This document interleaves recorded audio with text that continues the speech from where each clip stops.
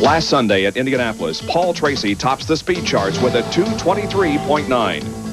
Monday, Nelson Piquet has trouble in turn 2. The crash is much less severe than last year. Nelson is okay. Tuesday, Tracy does a perfect 360 in turn 4 and drives it into the pits. And 35-year veteran A.J. Foyt makes his first appearance of the month. On Wednesday, a day of crashes, Robbie Buells is the most serious, but his only injury is a concussion. Later that same day, Davy Jones is into the wall. He's uninjured. The car is moderately damaged. And on Wednesday, Nigel Mansell arrives with a flurry of media and fan attention. Thursday, much cooler weather. Arie Luyendyk goes 226. Friday, Didier Tay suffers a bruised thigh in a hard impact against the inside wall in turn 4. Now, it's Saturday, and Speed Week is next.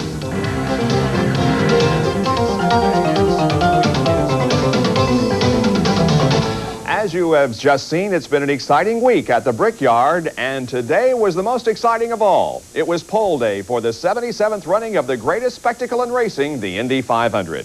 Hi, everyone. I'm Bob Jenkins. Welcome to Speed Week. After more than a week of practice and preparation, drivers got down to serious business of qualifying for this year's 500. Gary Lee has a wrap-up from the Brickyard. The first day of qualifying dawned sunny and mild, and expectations were high for a fast racetrack. 20 minutes before qualifying actually began, the famous black number 14 drove onto the speedway, and the announcement came that the legendary A.J. Foyt had decided not to attempt to qualify for his 36th consecutive race, officially slipping into retirement. It's a hard decision, but it comes a time. I don't know.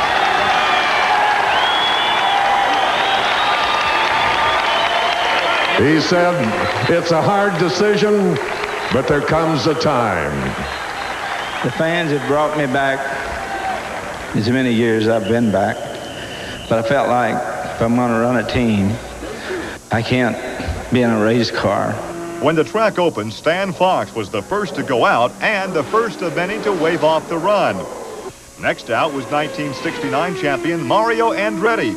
He grabbed the provisional pole with a 4-lap average of 223.4. Last year, Scott Goodyear started in 33rd position and finished a close second to Al Unser Jr. But this year, Goodyear assured himself of an up-front starting position with a run of 222.2. Well, I wanted to run at 223s, but I think first out of the box this morning, I think did well, and I knew Mario would be hard to catch. He's been running strong all month and been fastest on a few days, so he's going to be a tough guy to beat on race day, I think, for sure. And I just wanted to make sure that the McKenzie car had some good consistent laps, because that seemed to be the difficult thing to do in this heat with the track, is the consistency, so we were there. Veteran Gary Bettenhausen, the fastest qualifier here 2 years ago, turned in 3 laps at 2:18 before he lost the delicate balance and crashed in turn 2. Bettenhausen was not injured, and the car suffered moderate damage. Defending champion Al Unser Jr. qualified his Lola Chevy at 221.7. The Fords do have more horsepower and they accelerate a lot quicker, and so I really think my car's handling the same as everybody else's. But when you lift over in turn 2, which we're finding a push in turn 2, and then get back in the throttle again, the Fords are accelerating better. By mid-afternoon, 10 drivers had qualified, including Raul Boesel, Scott Pruitt, Scott Brayton, and 3-time world champion Nelson Piquet. Because of track temperature, the afternoon was spent in practice, but with about an hour to go, as the shadows began to fall across the racetrack and the temperatures cooled off, there was a flourish of activity. Shortly after 5 o'clock in the afternoon, Arie Luyendyk, who had been the rabbit all month long, but earlier today waved off a lap at 215 miles an hour, went out and bumped Mario off the pole with a 4-lap average of 223.9 miles an hour. For me, it's easy to go out and drive, although I have to admit that these 4 laps were definitely the least relaxed laps I've had at the Speedway in qualifying. Next out, it was defending world driving champion Nigel Mansell. He qualifies for his first Indy 500 with a 4-lap average of 220.2 miles an hour. Following Mansell, others to qualify were Kevin Kogan, Emerson Fittipaldi, and rookie Stefan Johansson. Now, let's set the front row for race day. On the pole, Arie Luyendyk. In the middle, Mario Andretti, and outside, Raul Boesel. In row 2, Scott Goodyear, Al Unser Jr., and the fastest rookie qualifier, Stefan Johansson. In row 3 on the inside, Paul Tracy. In the middle, Nigel Mansell, and outside, Emerson Fittipaldi. In row 4, Roberto Guerrero, Scott Brayton and Danny Sullivan. And in row 5, Nelson Piquet, Kevin Cogan, and Scott Pruitt. A starting lineup that includes 4 former world driving champions. For Speedweek, I'm Gary Lee. All right, thank you, Gary. Time trials resume tomorrow at noon Indianapolis time. ESPN will begin its live coverage at 3 o'clock Eastern, noon Pacific, with updates throughout the afternoon during the NASCAR Winston Cup race. Speeds have been slower this year. Some have blamed the new track configuration, new rules concerning the cars. Others have blamed the weather. Now, joining us in the studio is 6-time Indy 500 starter Derek Daly. What's your theory on all of this? Well, the cars are slower because aerodynamically they don't have as much downforce. However, the racetrack does have a part to play in these slow speeds. But forget about practice and qualifying. What's going to happen on race day? If you have a look at the graphic package here, on the right side you'll see the current racetrack, and you see the brown line. That is the rumble strips they've added in this year. Now we add in the racing line here. There is only one racing line. It's a one-groove racetrack now because it effectively is narrower. Now, if you have a perfectly handling car on race day, you'll be in good shape. But the chances of having a perfect handling race car for 500 miles is 0. So now you have a situation that if you have push, the only thing you can do is back out of the power. You will be slower. But it also means that when you do back out of the power, the cars are going to bunch up. And this, to me, seems like it will create better competition during the race. That could be true, yes. Remember, when a car backs up in front of you, you cannot go around the outside of them because the groove is so narrow. So this new configuration may have the desired effect that Tony George wanted of creating better racing. At least in the first 5 days of practice, we had one serious crash. Robbie Buell hit the wall nearly head-on, but resulted in no lower extremity injuries. Now, to what do you attribute that? Some people think it's because the rumble strips are now out to the old racetrack configuration, so the angle he hits the wall is different. I don't buy that yet. What I do think happened and helped Robbie Buell is the new bulkheads that they put on the front of these cars to effectively keep the driver's feet further away from that concrete wall when you do make that horrendous impact. That is the #1 thing I think that helped him. Thank you, Derek, for your comments. And Firestone announced yesterday that it will return to IndyCar racing beginning in 1995. Now, Goodyear has been the sole supplier of IndyCar tires since the mid-70s. Speedweek is brought to you by Quaker State. The Big Q is one tough motor oil. And by Smooth Busch Beer and Easy Drinkin' Busch Light. Coming up, Rusty returns to the road course, but will he be driving? Kalita goes for a wild ride at IRP and relive the greatest finish ever at the Brickyard. I got a new taste that's pure delight. New Pringles sour cream and onion light. That's right.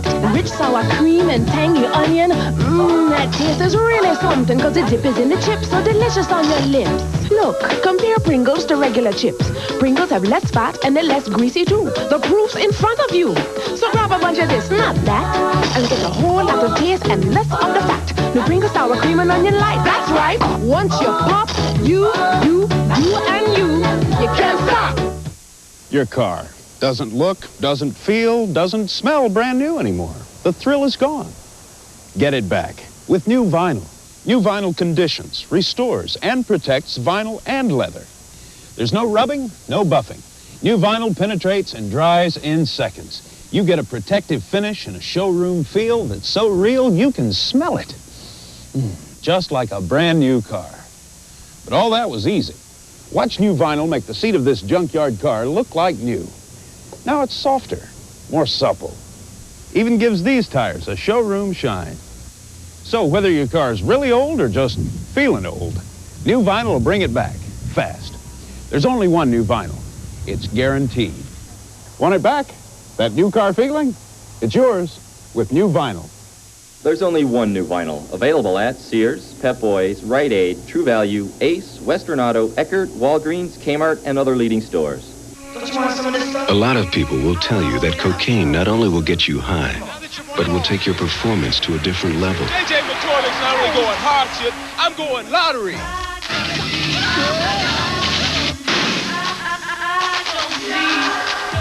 Hey, JJ! I'm JJ, man. But in this game, the higher you go, the closer you get to the bottom. What the hell's going on? You guys see JJ? Police announced that they'd arrested J.J.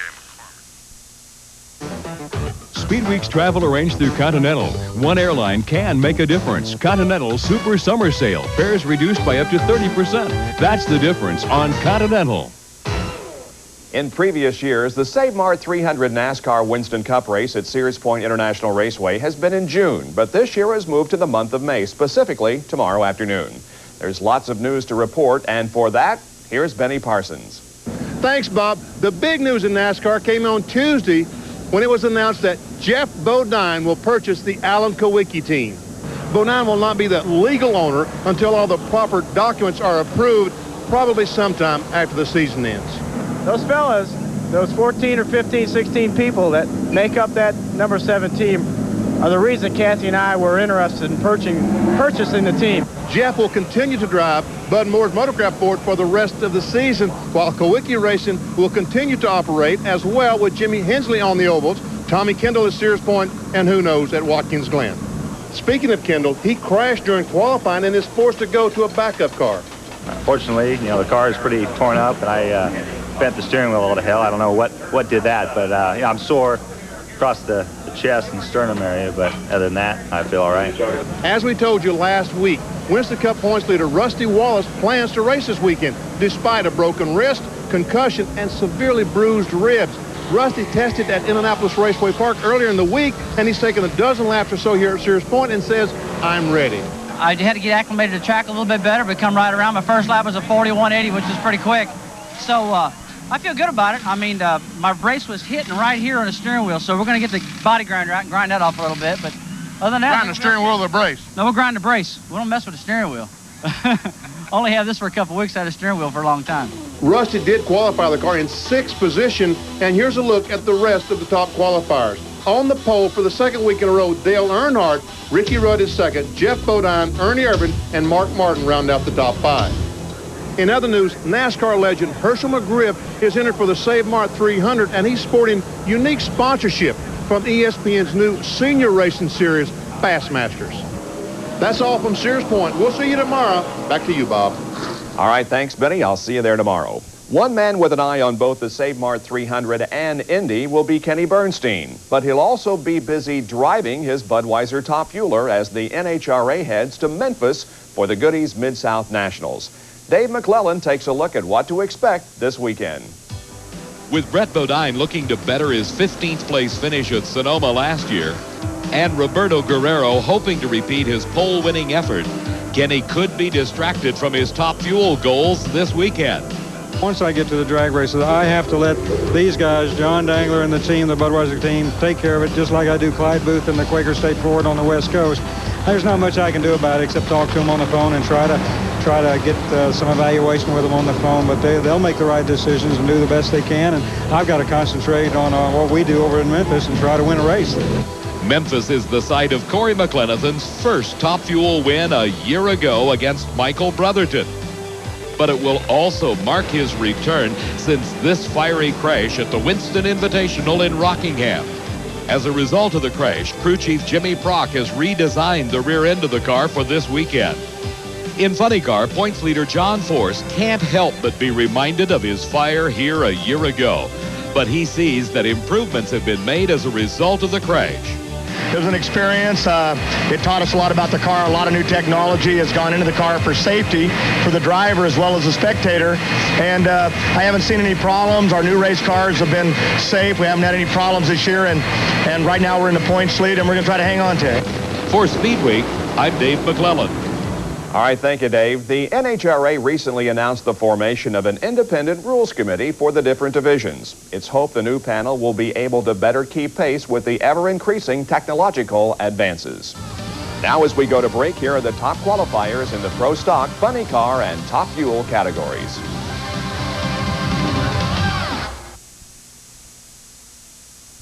Did you know that Bill Luke Chevy Geo Olds, we receive hundreds of used car trade-ins each year. We intentionally keep only the very best low-mileage trade-ins for resale to our used car customers. The used cars we keep are thoroughly cleaned and reconditioned, and each one is given a 90-day, 3,000-mile warranty. So the next time you're in the market for a used car that looks, feels, and performs like a new car at a fraction of the new car price, look in this week's Penny Pincher magazine and visit Bill Luke Chevy Geo Olds in Kennett Square. Keep your sanity. Get Swami Eyes. Solve all your printing and copying problems at Reno's Budget Print Centers. For brochures and legal briefs, black and white or color wake, wedding invitations and stationery. Whatever you need, it's never too big for Reno's. We're easy to find and we get it done really fast. So your printing and copy needs at Reno's. 3 heads are better than one. Get Swami Eyes at a Reno's Budget Print Center near you. Get 15% off every office supply order over $10. Welcome back to Speed Week. You may already know that Scott Goodyear's climb from 33rd to 2nd ties the record for the greatest improvement in an Indy 500. But do you know with whom he tied the record? Well, the answer is the gas man Tom Sneva. Back in 1980, Sneva also started 33rd and finished 2nd. There's an old saying that nobody remembers who comes in 2nd. Well, I don't think anybody will ever forget last year's incredible finish at Indy. Perhaps the greatest finish of all time. The traffic has really helped a little Al. Look at there, right by Scott Goodyear. He's going. Can he? There he got by. Little Al goes for 2nd place under Scott Goodyear. When I look back upon it, if I have to reflect on it, I guess I look at that and say, you know, for sure, that is the outcome of the race, I guess, in my mind. Michael is slowing. The rest of the field is coming past. Michael Andretti is slowing down. Al Unser Jr. will take the lead. The immediate reaction was butterflies in my stomach. You know, here we go again. We're going to be running. We're leading the thing now with 10 laps to go, which is where I want to be, which is what we strive to do. And all I kept thinking was, dear God, please don't let him finish 2nd again. Please don't. It'll kill him. It'll kill him. I just kept thinking over in my head that I didn't think we could live through him finishing 2nd, being so close to winning it again. I wouldn't have traded any driver any time ever in the history of motorsports for him at that particular point in the race. The Lola was quicker than my down the straightaway when you put both of them equal, and so I was really worried about Scott getting a run at me. I wasn't particularly confident, not because I didn't have faith in Junior or the car. It was more a reflection of what happened to us in '89. Al Jr. now lengthens it out. He's trying to hold him off. Goodyear low, Junior high. They go to 4, Bob Levy. The famous last lap, last turn run down to the home stretch where he seemed like his car just got a little loose or something happened because the attitude of the car was a little bit different going through 4 than it was previous laps, and allowed me to get a run on him coming down the home stretch. When I lifted in turn 4, I came off, I looked in my mirror, and Scott was closer than he had ever been, and I thought I had blown it. I thought it was over, that I was going to run 2nd, Scott was going to beat me to the line, and I'd blown my 2nd Indy 500. One more turn to go. Here they come. Coming to the finish line. Bob Jenkins, who's going to win it? I was actually kneeling at the time with my head in my hands on the pit wall. Couldn't watch. The checkered flag is out. Goodyear makes a move. Little Al wins by just a few tenths of a second. I had to wait. We were waiting to hear who had won, and I couldn't tell. There was a matter of probably, it seemed like hours, but it was probably a minute before we found out that we had lost. I didn't know until they made the announcement. It was through turn 1 that I kind of realized where I was, and all the things set in then, you know, all the emotions set in then, and it was wonderful. You know, a lot of people just don't realize what it took to win that race, building our own car. He started last and carved his way up through the field. I think that really was the first mark that said Scott Goodyear arrived, as far as I was concerned. I've told many people I've started the loneliest 2.5 miles in a race car I've ever had in my entire life.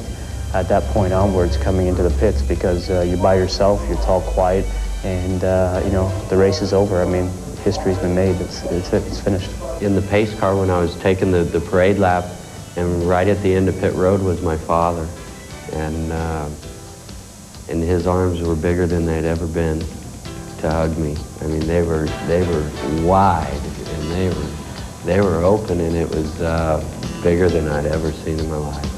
Al Unser Jr. has become the first second-generation driver to win an Indianapolis 500. Do you want your car done right. If you want your car done right, bring it to Jiffy Lube and ask for Pennzoil. This year, millions of people will rely on the quality of Pennzoil and the confidence of the Jiffy Lube pledge of customer satisfaction. Everybody says they'll do the job right, but at Jiffy Lube, we guarantee it. We got experience at Jiffy Lube. Jiffy Lube, America's favorite oil change. Great look, beautiful hair. And only weeks ago, she came to my salon with a problem, dandruff. So I showed her what Head & Shoulders can do. We washed half her hair with regular shampoo, the other half with Head & Shoulders. The result? Regular shampoo side, dandruff. Head & Shoulders side, flake-free. Looking good, Sally. Thanks to you. Head & Shoulders, because beautiful hair can't have flakes. Speedweek has been brought to you by Goodrich TA Tires, when you're ready to get serious. And by Country Time Lemonade Flavor Drink Mix, with the taste of good old-fashioned lemonade. Last weekend, the Formula One circuit headed for Barcelona for the Spanish Grand Prix. The question was, would Michael Andretti finally be able to lift the monkey off his back and finish a race? Bob Varsha has that answer and more. Round 5 of the World Championship in Barcelona ran under dry skies from start to finish for the first time in 1993. Damon Hill leapt past Williams teammate Alain Prost, still the only pole sitter of the season, to take the lead into the first turn. Hill led until Prost came knocking on lap 11. The Williams pair then pulled away from the field, with Hill hounding his teammate, looking for his first Grand Prix win. Prost admitted later that might have happened, but the dream died on lap 41 when Hill's engine expired. Attention then turned to the battle for second. A long pit stop dropped championship leader Ayrton Senna into the grasp of Benetton's Michael Schumacher. But when Alessandro Zanardi's Lotus blew up, Schumacher ran wide over the curbing and nearly spun. The resulting dust and oil on his visor and tires left the shoe stuck in third to the end. Jean Alesi's Ferrari suffered another prominent eruption. Still, Spain saw less attrition than the first 4 races this year, with half the field still running at the end. Among them was Michael Andretti, whose first Formula One pit stop was a sub-7-second beauty. Michael's string of painful DNFs ended with a run to 5th place and his first 2 World Championship points. Prost never pitted en route to career win number 47, his 3rd of the season, while Ricardo Patrese and Gerhard Berger picked up much-needed points for their teams as well. For Speedweek, this is Bob Varsha. Thanks, Bob. The United States Auto Club, which sanctions the Indy 500, has been extremely busy these days. Last weekend, for example, not only was it running opening day at the Brickyard, but it was also responsible for a couple of midget races on Saturday night at Ventura and Indianapolis. First, let's go to Larry Rice with a report on the Ventura Thunder event. Those of you Thunderheads who stayed up late Saturday night were treated to some great action on our one and only stop on the dirt at the Ventura County Fairgrounds. There were several things that stood out. How about the pictures from our ESPN onboard cameras? Especially this unique angle on the left front of Australian Warren Eakins midget. Look at him hit the brakes exiting the turn. Or how about the unpredictability of these races? Despite a field that included racing veterans like Tripp, Ron Schumann, Paige Jones, Chuck Gurney, and others, a rookie driver with only limited experience in full-size midgets beat them all. 23-year-old Jay Drake, a recent graduate of the 3/4 midget ranks, passed Paige Jones at the halfway point. He went on to capture his first ever USAC Western States midget victory and take over the points lead. For Speedweek, I'm Larry Rice. All right, Larry, thank you. Remember that Dan Drinan midget test we promised you? Well, unfortunately, Mother Nature prevented them from completing that test, so they decided to debut at Indianapolis Raceway Park. Here's Dave Wilson with that story and other highlights. Thanks, Bob. The Drinan crew thrashed to get his radical new midget ready for the show. We'll tell you how he did in just a moment. One of the favorites to win tonight would be 3-time winner last year, Kenneth Nichols, and Doug Paletta. Gentlemen, start your engines! Following the command from USAC Director of Competition, Johnny Caples, 22 midgets got underway without the use of any push truck. With the sellout crowd watching the proceedings, the newfangled car of Dan Drinan was parked for the night. The Drinan team was confused and extremely frustrated and just wanted not to be bothered. Once the feature got underway, the action was equally as intense. With Nichols leading, there was a great battle for second between Irwin in the black number 7 and Coletta in the maroon number 22. The coming up to put a lap on Mike Bymaster. Coletta lost it and swerved in front of him, making contact with Mike, sending Coletta on a wild ride reminiscent to Robbie Stanley's sprint car crash last year. After sliding for what seemed like miles on his cage, the Coletta car finally flipped upright onto its wheel. After a few moments in which the crowd held its collective breath, Doug finally got out, unhurt, but concerned for his car's well-being. Just after the restart, Irwin put the move on Nichols to take the lead, while Andy Michener tried to follow. Getting through the corners would be the key tonight. That's where just 3 laps from the finish, the final pass for the lead would occur. Nichols got by Irwin, who later would say that his stagger was going away, adversely affecting his handling. The win went to Nichols, followed by Irwin, with Stevie Reeves finishing third. For Speedweek, I'm Dave Wilson. All right, Dave. Indianapolis Raceway Park is also busy with preparations for the new ESPN racing series involving drivers over the age of 50, Fastmasters. 3-time Indianapolis 500 winner Johnny Rutherford was at the wheel of the Jaguar XJ220 for the initial on-track tests at IRP. Computer data was being gathered by Tom Walkinshaw Racing to set the baseline for the fleet of 15 XJ220s that will be used in the competition starting in June. Within a few laps, the Jaguar was turning laps near the qualifying record for the NASCAR Busch Grand National Series that race annually at Raceway Park. After a gear change, Rutherford found that there is still work to do in finding the perfect setup for the Fastmasters drivers, as his spin in Turn 1 indicates. But Tony Dow, TWR Vice President, was still optimistic. We've already managed to touch the wall and find out, you know, how much bodywork damage they'll absorb and so on like that, so it's not a big deal. It's good practice for the bodywork shop to see what we're going to get when we get to the race, so we can go from there.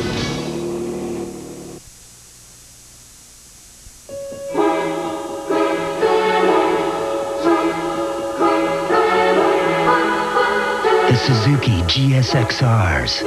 First, they win more road races than any production motorcycle in history.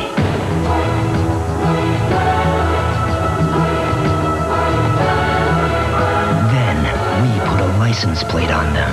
The new liquid-cooled GSXRs, now available in 600, 750, and 1100 octane. Morning, Brett. Once you're married, you get used to it. Deep down, you know it's a problem. I don't smell anything. Lucky you. Morning breath. If I had it, they'd tell me. Ignoring morning breath won't make it go away. Scope will. Its 2 powerful ingredients kill 90% of the bacteria that cause morning breath. Is my morning breath really a big problem? Oh. There's no denying it's a problem. Kiss morning breath goodbye. Scope. Welcome back to Speed Week. Did you know as recently as 1989, Indianapolis Motor Speedway President Tony George was a driver in the Indy Light Series? Well, as Marty Reed reports, Tony hasn't quite packed away the old helmet. Bob, when most executives have a tough weekend, they head for the golf course. But not Indianapolis Motor Speedway President Tony George. The night before pole day at the Speedway, George was putting on a fire suit and prepping to run IMSA's Firehawk Series. He started in the number 69 Jake's Team Pontiac, 11th out of 55 cars. And on the start, managed to survive a 2-car spin at the very first turn of the race. The head man at the Speedway did himself proud, working his way up to third before the first round of pit stops. After a little more than an hour in the car, all thoughts of golf were put back in the bag. This is starting to become more appealing. I've been enjoying playing golf the last 4 years, but